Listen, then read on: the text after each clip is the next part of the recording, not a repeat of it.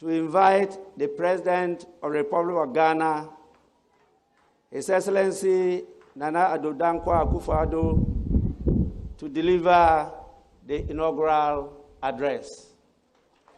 Mr. President, you may proceed to deliver your address.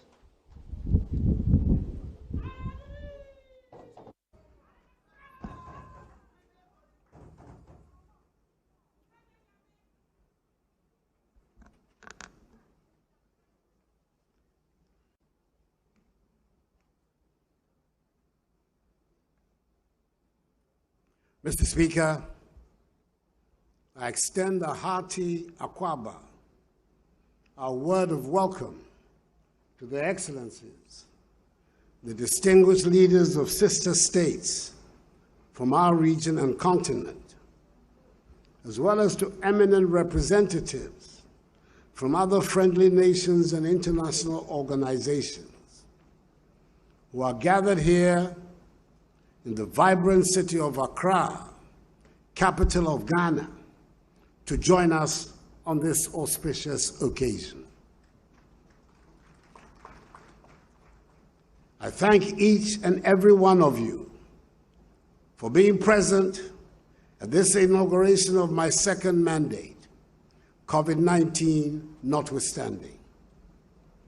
Your attendance is an expression of solidarity and friendship that speaks volumes of your attachment to the goals and aspirations of the Ghanaian people and state, for which we are very grateful.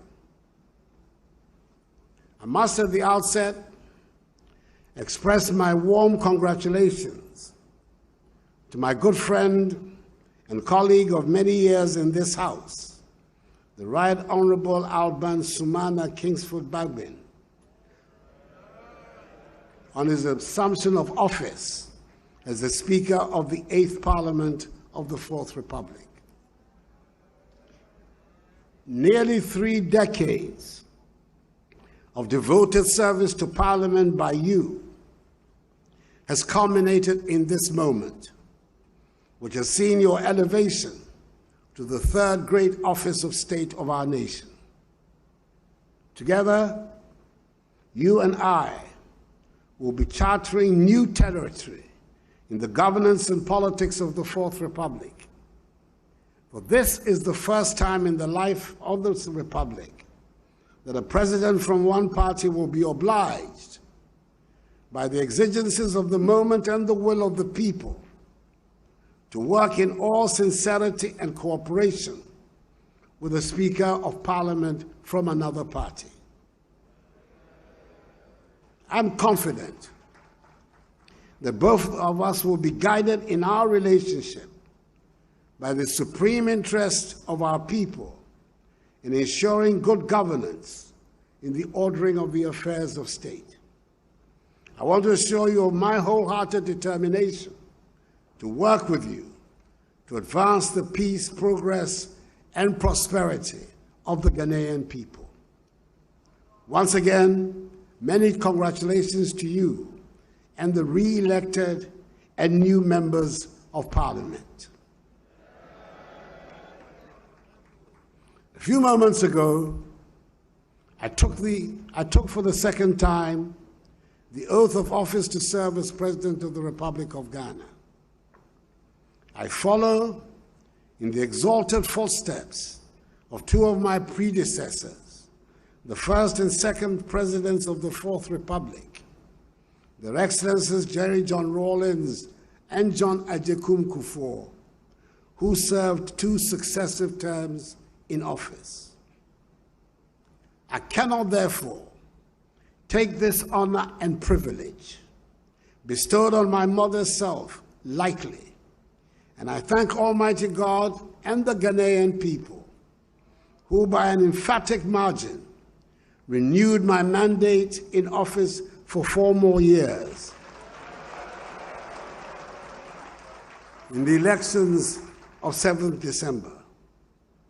It is a demonstration of the confidence and trust you, the Ghanaian people, have reposed in me, not only in appreciation for the achievements chalk throughout my first 4 years, but more significantly, for the considerable amount of work that is to be done over the next 4 years.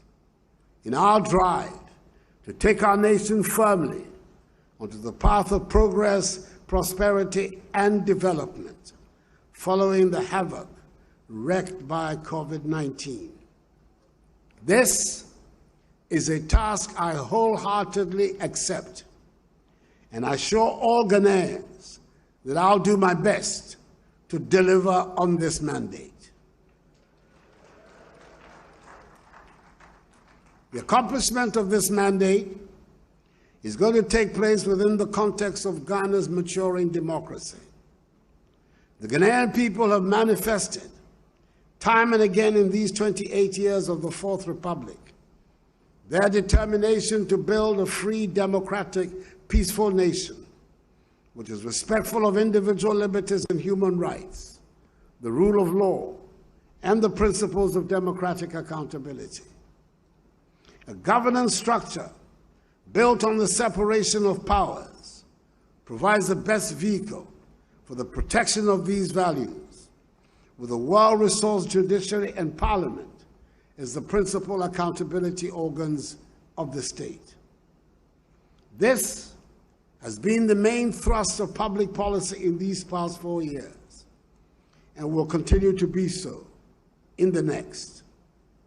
The unity and stability of our country are the welcome outcomes of such a development.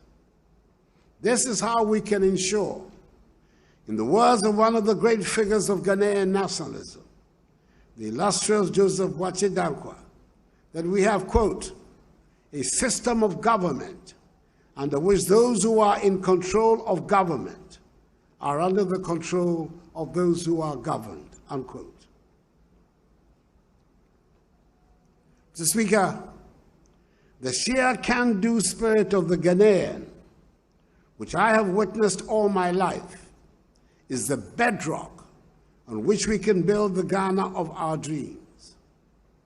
Indeed, 4 years ago at my first inauguration, I urged all Ghanaians to be, and I quote, citizens and not spectators, unquote. I appeal to you to be active participants in the effort to help build the Ghana we want, the democratic, free, prosperous, and united Ghana envisaged by our founding fathers as the Black Star of Africa. In my first term as president, I was able to count on the contribution of all citizens in attempting to create this Ghana. What I have seen these last 4 years is further evidence, if any were needed, that the Ghanaian will no longer accept poverty and deprivation as his or her portion, but is rather determined to work to chart a path of growth and development for himself or herself.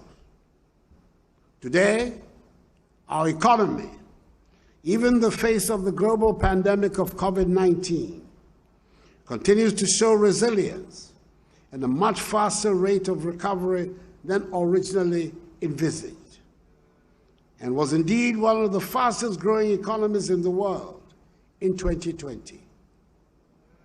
Ghana remains one of the most attractive destinations on the continent for direct foreign investment, with the presence in the country of some of the world's largest conglomerates attesting to this fact. Establishing a strong economy, undergoing structural transformation to value-added activities, which will generate jobs for our young people and enhance their living standards, will be the main preoccupation of my second term. Together, we're ensuring that the basic tenets of social justice are met. Many said it was beyond us, but we have ensured that financial considerations no longer determine the fate of the Ghanaian child. Because of the implementation of the free senior high school policy, once willing and able, senior high school education is the minimum education to be received by every Ghanaian child. Access to quality health care is no more a luxury ordinary people cannot afford, following the revival of the National Health Insurance Scheme. Our aim is to reach universal health coverage as soon as possible. Food production has increased significantly, and a conscious effort has been made to improve the living standards of our farmers. The newly constructed warehouses dotted across the country are storing the surpluses for export to our neighbors, and the program for planting for food and jobs has become the veritable rock on which the successful future of our agriculture is being built. Our roads are being constructed at a much faster pace than before. And yes, I acknowledge that there are still many more kilometers to construct. We defined last year as the year of roads. This year will be the second year of roads. As we continue with our focus on dealing with the deficit in our road infrastructure, the development of our rail sector, on which considerable resources and energies are being devoted, will open up the country and lead to the creation of a more connected society, and will also help realize the goal of regional and continental integration. The arrival of COVID-19 drove home the lesson to all of us that we have to be self-reliant. The pandemic has emphasized the fact that we cannot continue to be living on edge in a day-to-day economy. This is dangerous for our survival, and it is important that we set up buffers of protection in all aspects of our lives. So when there was a shortage in the supply of personal protective equipment, at a time when they were being sold at extortionist prices on the world market, the enterprise of the Ghanaian shone through. We produced right here in Ghana our own sanitizers, face masks, medical scrubs, gowns, liquid soap, amongst others. We can indeed build a Ghana beyond aid if we make full use, as we must, of the enterprise and ingenuity of our people, especially our young people. The prominent role being played by young people in the digitization journey of our nation is strong proof of the feasibility of this objective. And Ghana is set to become one of the most digitized economies in Africa in the next few years. In this same vein, I expect the locally produced Eku juice, one of the results of government's one district, one factory flagship policy, to replace rapidly the imported fruit juices on the shelves of our supermarkets, not because anyone will so decree, but because the quality of the locally produced one is as good, if not superior. I doubt, Mr. Speaker, that anyone would ordinarily mention Akweteshi, the local gin, as a possible item on the world market. I cannot vouch for its taste or potency, since I gave up alcohol many years ago. But I can say that the made in Ghana and beautifully packaged Apio I have recently seen can compete in the most sophisticated markets in the world. My boundless confidence in the energy of the Ghanaian makes me believe that we can become the prosperous nation we aspire to, and soon. We have good reason to be proud of what we have been able to achieve so far. Mr. Speaker, we know that the democracy we seek to build and entrench in Ghana will ultimately succeed if we build a prosperous nation and our people are at peace with themselves and with the world. I pledge before this august House and the good people of Ghana that all I do will be for the common good. And with the firm foundation laid in my first term of office, we shall take a significant step towards reducing the infrastructure deficit that has placed us all throughout our nationhood. The remaining 15% of our communities without electricity will be covered by the end of my second term. We have already begun constructing hospitals in the remaining districts that do not have one, a process which will be completed within the year. The percentage of Ghanaians without access to potable water is set to reduce significantly following the commencement of work on a number of water supply projects across all parts of the country. The majority of our people live in unacceptable housing, and we shall tackle the problem with vigor.